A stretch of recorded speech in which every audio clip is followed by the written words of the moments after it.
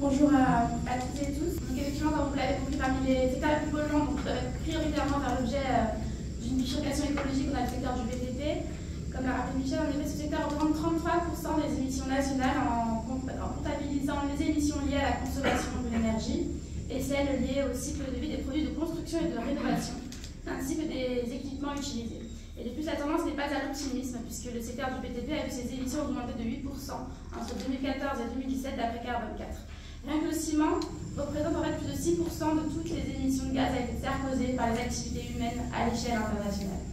Et par ailleurs, le secteur du BTP est l'un des principaux producteurs de déchets, et ça m'intéresse tout particulièrement au vu de l'état de ma circonscription, qui est la poubelle de l'Île-de-France. Voilà.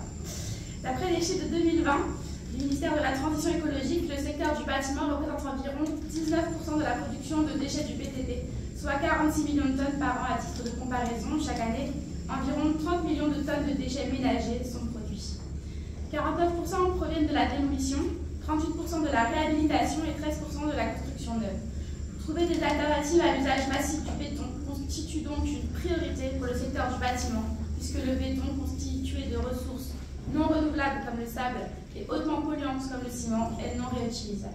Ces quantités astronomiques de déchets se retrouvent souvent dans les territoires reculés et méprisés, donc comme ma circonscription. Donc ma circonscription qui fait guise de dépotoir avec des déchets toujours plus nombreux et toujours plus dangereux qui y sont stockés ou enfouis.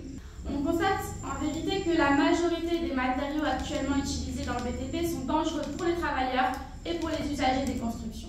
Il y a donc vraiment un enjeu sanitaire à trouver des alternatives aux matériaux polluants et nocifs pour notre santé.